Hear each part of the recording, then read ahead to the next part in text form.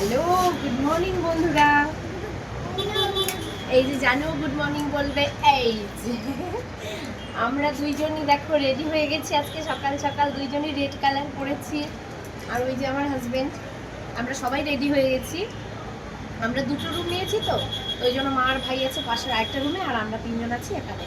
তো রেডি হয়ে গেছি। এখন যাব আমরা আজকে বশিষ্ঠ মন্দিরে, তারপর বালাজি মন্দিরে, তারপর উমানন্দ টেম্পল, মানে যতগুলো আছে সবগুলোই কমপ্লিট করার ইচ্ছা। কারণ আজকে রাতে আমাদের আবার ট্রেন 9টার সময়, 9টা নাকি 9:30।